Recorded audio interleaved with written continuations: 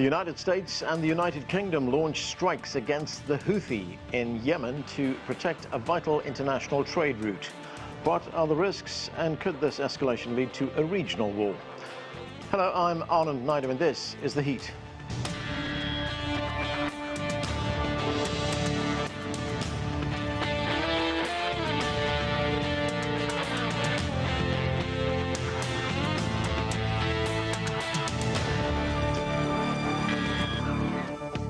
Commercial shipping vessels are making a long detour to avoid being targeted in the Red Sea. Since late last year, the Houthi have launched about 3 dozen attacks on ships in support of the Palestine cause in Gaza. The incidents have led to a disruption in global trade. The United States and the United Kingdom, with support from other countries, are retaliating. But as Adel El-Makrouki explains from Cairo, it will not be easy to defeat the group. The Houthi is an armed rebel group that has for decades engaged in wars for power in Yemen. With their dominant Shiite beliefs, they have been backed by Iran against the Sunni-led Yemeni government supported by Saudi Arabia. In the 1990s, they were famous for organizing rallies that would chant, quote, "Death to America, death to Israel." After the war in Gaza broke out in October, the Houthis, with an arsenal of weapons that's only grown in recent years, declared support for Palestinians and joined their war on Israel. After a series of drone and missile attacks on Israel, the Houthis said back in mid-November that they would begin targeting shipping vessels owned or operated by Israeli companies in the Red Sea.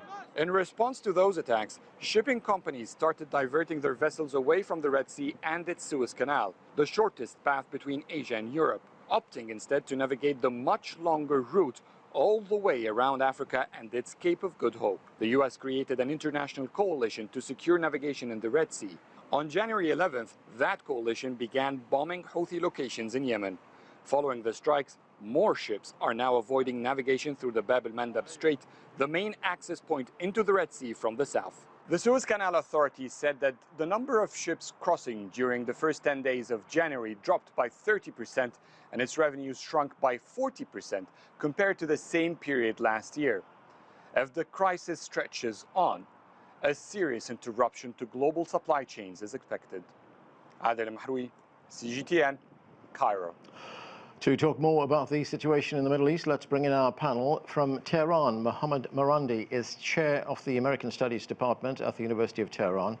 From Bethesda in Maryland, Michael O'Hanlon is senior fellow and director of research at the Brookings Institution. Trita Parsi is executive vice president at the Quincy Institute for Responsible Statecraft. He joins us from Fairfax in Virginia. Welcome to all of you.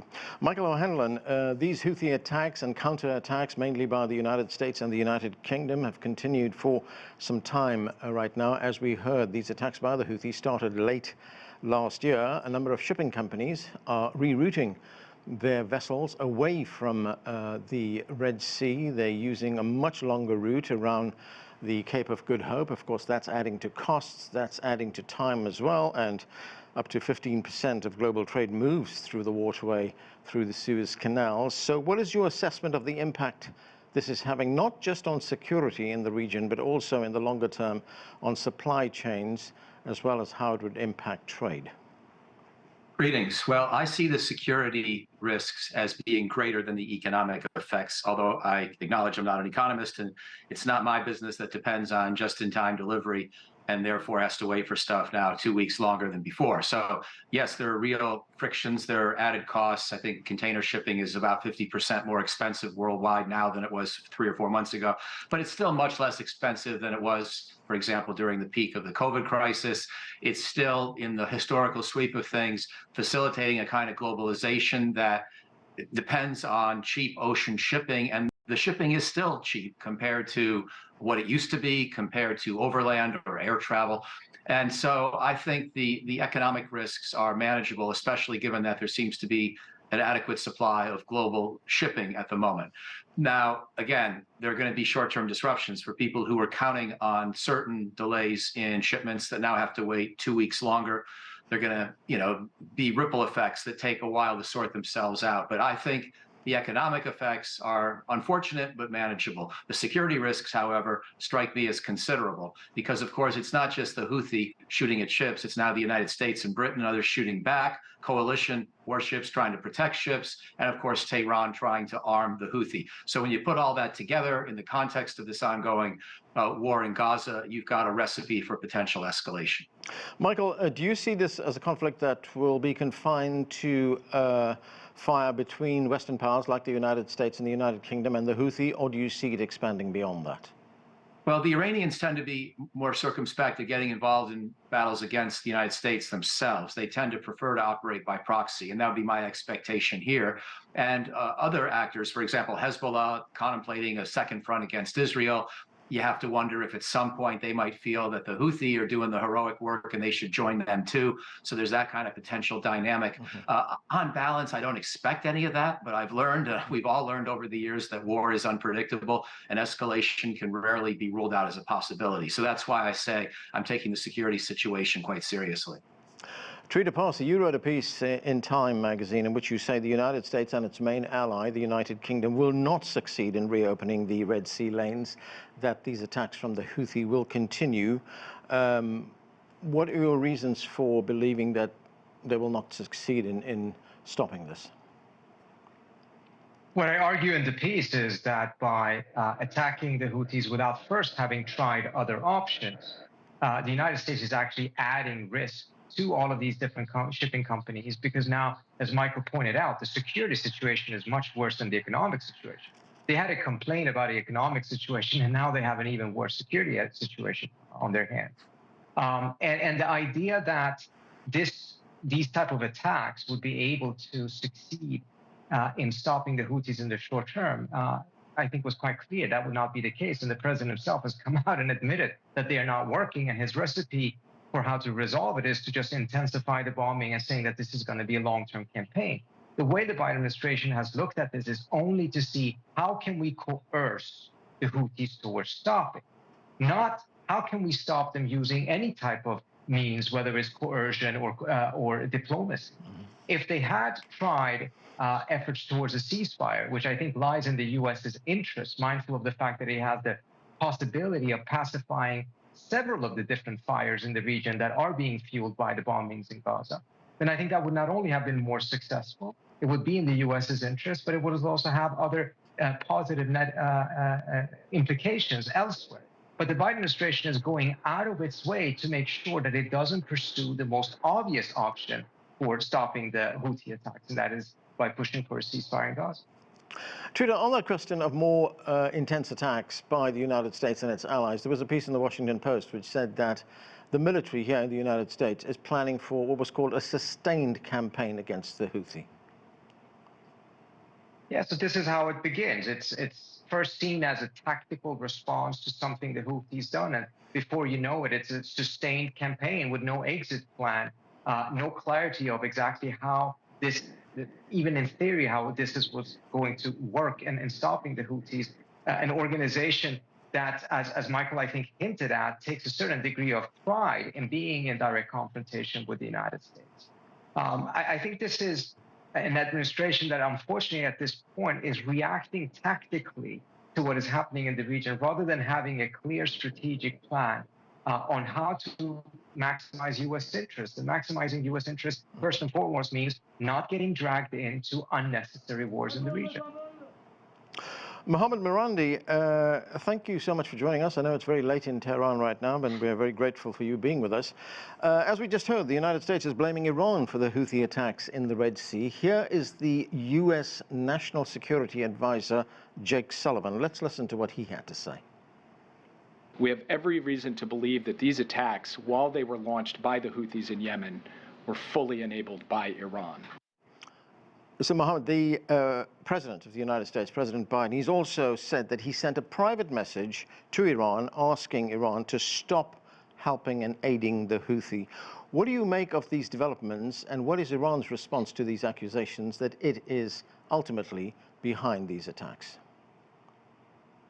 I'm sure the Iranians told the Americans that you are behind the genocide in Gaza. And if you want to end this a confrontation with Ansarullah, the Yemeni armed forces, or what the West calls the Houthis, then the way forward is to end the genocide. The Americans are making a grave mistake. Ansarullah has been the Yemeni armed forces. Sana'a, the capital itself, has been bombed by the Saudis for 7 years with the help of the United States, the British, the French, the Germans, and the Canadians, among others. And the Saudis and the Emiratis failed to win the war, even though the Americans helped them impose a starvation siege in the Red Sea, imposing hunger on ordinary people in Yemen for years, sort of like what's going on in Gaza now. And the Yemeni armed forces, they learned to build underground installations like what we have in Gaza today, but much more extensive and much more advanced because it's a much larger country and it has much greater access to the sea and to bring in high technology equipment.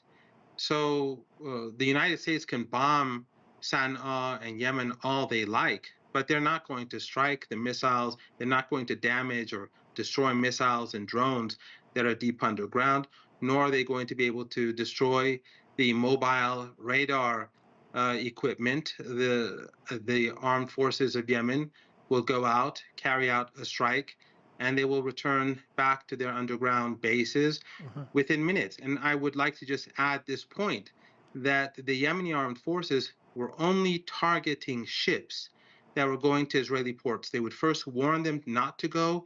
If they disobeyed, then they would strike, but they never killed a single person. They would not. They could sink those ships, but they used light missiles or drones to damage the ships and force them away. Right. But what was the American response? Instead of ending the genocide, they went and murdered 10 young sailors from the Yemeni Navy, and then they started firing missiles across the country. Mohammad, you know, as I said, the United States is saying that this is going to be a sustained campaign. In your view, how great is the risk that this could widen the conflict, lead to instability in the region? Well, let's look at history. U.S.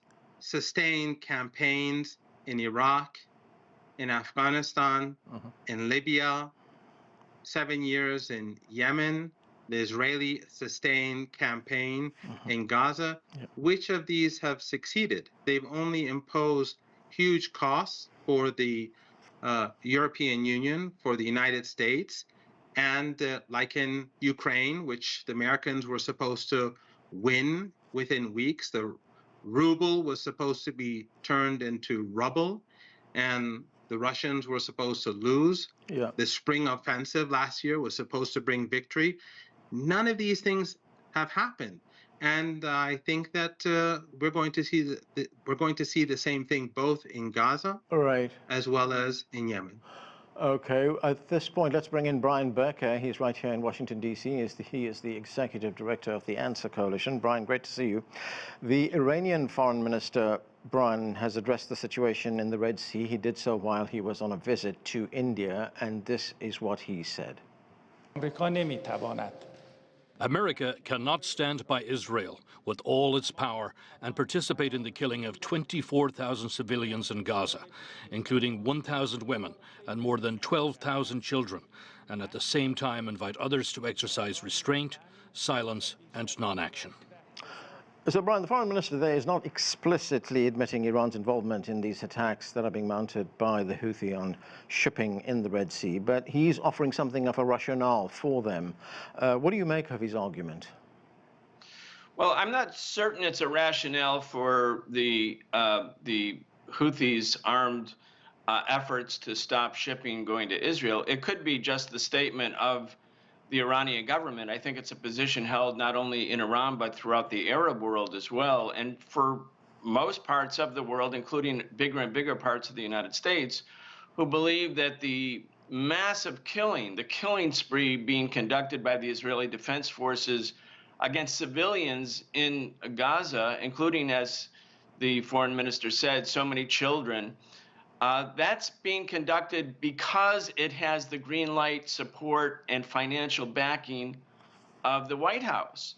I mean, the Houthis have tried to stop the war in Gaza, stop the killing spree. Joe Biden could do that tomorrow by picking up the telephone and calling Benjamin Netanyahu and said, look, this ends today, or we're going to completely eliminate U.S. military and economic aid to Israel. Israel, in spite of its vast military, is essentially a dependency. This could end tomorrow. I mean, Biden administration and the Biden White House have responsibility for what's going on in Gaza. So when I hear the Iranian foreign minister speak, I don't know if it's simply a rationale or even mainly a rationale. It could be the expression of the sentiment of most people of the world. One final point, George W. Bush bombed Yemen. President Obama bombed Yemen. Donald Trump bombed Yemen. Now Joe Biden is bombing Yemen. And then the U.S. government says Yemen is a terrorist entity and putting on the terrorist list, a completely arbitrary list designed to increase hunger and starvation in Yemen because people can't do trade with it. I mean, who is the terrorist here? I mean, if the U.S. arrogates to itself the right to bomb, or as Mohammad Marandi said, have special operating forces in Yemen so that they could give the bombing coordinates to Saudi pilots who continue to bomb the country for 7 years. What's our definition of terrorism at this point? Michael O'Hanlon, in addition to these exchanges that we are seeing between the Houthis and United States and UK forces in the Red Sea, in Yemen itself, we also have attacks by Israel on Hezbollah targets in South Lebanon. We had that assassination of a Hamas leader in Beirut as well. When you take all of these things together, they are all in the same region. What do you see? I see in many ways a series of proxy wars involving Iran and its efforts to ship weaponry to many of its affiliates and friends, generally with a revolutionary agenda. And we see this in Iraq, for example, where Iran is often the power behind the scenes vis-a-vis militias that it's then arming to conduct attacks not only against American military forces in Iraq, but against Iraqi forces co-located at the same places. So that's a big part of the problem. A big part of the problem as well is Israel not being willing to pursue a two-state solution seriously. Another big part of the problem is Hamas being willing to kill 1,200 innocent people on October 7th of last year, and thereby eliminating any realistic hope that Hamas could be an acceptable partner at any level with Israel in the future. And now, as I would disagree with a number of the comments that have been made, but I would agree with the thrust of several comments that we're now in a very difficult military situation in Gaza, where most of us don't really have good ideas about how to simultaneously weaken or eliminate Hamas and also stop the killing of innocents. But nonetheless, extremely tragic killing of innocents. And these are the things that are behind where we are today. At least we're having very vigorous debates in the United States and on your show and elsewhere about them. But I'm afraid we're still a step or two removed from being able to see our way to a realistic agenda. Because if Hamas wanted to win, or excuse me, to stop this war tonight, what Hamas could do would be for the leaders of the October 7th heinous brutality to give themselves up. And maybe they could be given up to a third party and tried through an ICC process or something. But there's been no interest by Hamas in showing any less desire to control Gaza going forward or to potentially remain a threat to Israel going forward. So that's one more idea that perhaps we should hear more discussion about than we are right now. All right, Michael, I don't want to get too far off the subject, but on the question of what's going on in Gaza right now and the things that you point out about the Hamas attacks, and as you say, if Hamas released those hostages and gave up right now, would that end the Israeli occupation? Probably not the occupation, but potentially the offensive operation. But it's hard for me to say. I'm speculating here from thousands of miles away because this idea isn't even being proposed by anybody in the region, by any of the actors. Right. Israel hasn't called for it. Hamas hasn't offered it. Both sides are, of course, completely untrusting of the other. Both sides at the moment are uninterested in peace. They both seem to have an interest in continuing this. Israel because it wants to root out more of the Hamas structure and leadership. Hamas because it sees how the world criticizes Israel and it hopes that that will advance its own revolutionary agenda. I do sympathize with the Palestinian people. They deserve their own state. I have no sympathy with Hamas. Trita, Parsi, getting back to the situation in the Red Sea, of course, it's very closely connected to what is going on in Gaza right now. In fact, the Houthis say that the reason for their offensive is the continuing Israeli onslaught on Gaza. President Biden believes he can bludgeon the group into submission. In fact, in that private message that he sent to Iran, he said, quote, "We're confident and well prepared." Now, I know you have written extensively about the Houthi, about their capabilities. Can they be militarily defeated? Part of the challenge the United States has by trying to address this issue militarily, and again, I want to emphasize, without first having tried other options, and I think that's important because the president has said that military option should be the option of last resort. Here it was essentially the option of first resort. But part of the challenge they have there is that the Houthis actually don't have to succeed in hitting any ships. They can just shoot at the ships and by that inject risk into traveling through the Red Sea, and by that then succeed in increasing the cost, the risk, and the tendency of shipping to avoid the Red Sea altogether. And that's why it's so difficult for the United States to be able to resolve this entirely militarily, because the other side just needs to try in order to succeed in terms of adding risk, whereas the United States actually has to take out their full capability. And incidentally, just so we have an understanding of what we're talking about here, according to the CIA, they estimate that the Houthi movement has roughly 200,000 plus troops. So while they're oftentimes described as some sort of a militia or a ragtag group of militants, we're talking about a force of 200,000. And that may give us an idea of what the magnitude of this challenge of thinking that this can be resolved in a couple of weeks through a couple of missile strikes.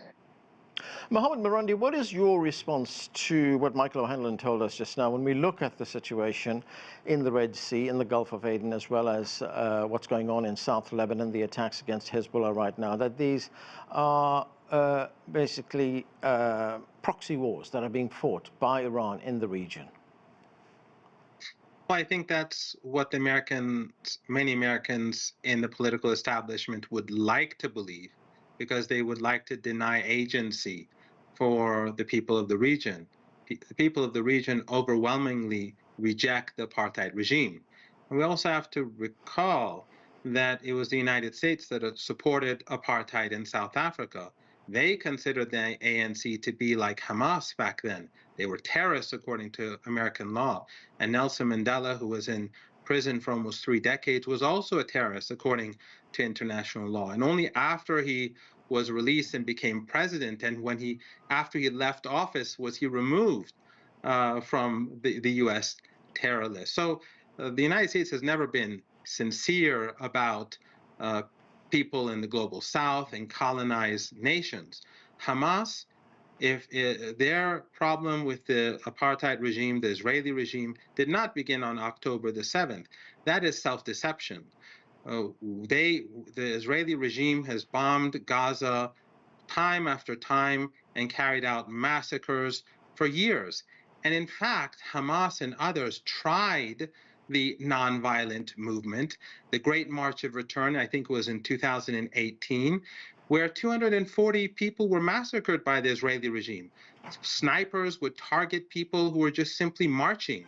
They would shoot them in the kneecaps. They would do bets, and then they would target people. They would target women kilometers away from the wall. Yeah. They were enjoying themselves massacring Palestinians because they consider them to be subhuman. So Hamas is responding to the atrocities of the Israeli regime that has ethnically cleansed the Palestinian population. 70% of the people of Gaza are actually refugees from the rest of Palestine. So this regime has as much legitimacy and moral standing as apartheid South Africa.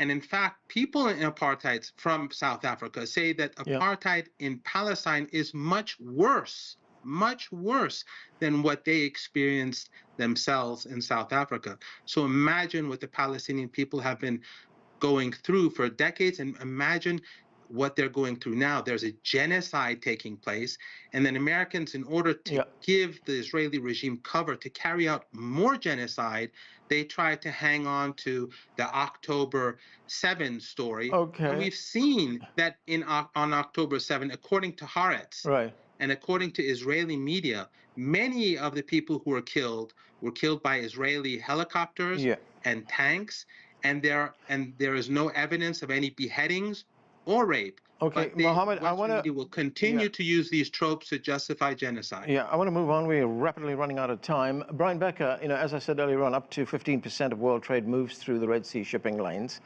In fact, some figures put it as high as 30%. But we now have economists at the World Bank who say that the crisis could lead to higher interest rates, lower growth, persistent inflation, and that could have consequences not just for the region, but for the globe. And it could actually have some impact in the United States as well if we see supply chains being hit in the way that they were hit during the COVID crisis. Do you think that might focus the minds of those who make the decisions here in Washington?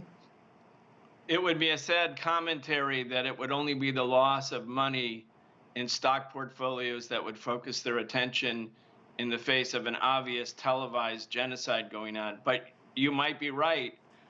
It might be the thing that would actually focus their attention because it would hit close at home. Unfortunately, Americans have used drones and sanctions and high-tech weapons so that all the bleeding and suffering is somewhere else, and the Americans are spared the horrors of war.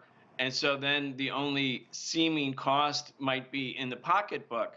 But frankly, and getting really to your point in a more serious way, that region is not only where 2/3 of the world's oil is, but a huge amount of the world shipping and world trade. Joe Biden is cavalierly, gratuitously flirting with, playing with a regional war. And should it happen that the front in Lebanon goes from low intensity conflict to a major war, and if American bases are targeted, which they easily could be, if the Iranians or other militia forces within Syria or Iraq, who are Iraqis and Syrians, if other forces really move on this whole world economy as we know it could very rapidly sink. And that's the element of this that's so shocking. This is a high-stakes game, of course, first and foremost for people, for those who are dying in Gaza, but for the entire world.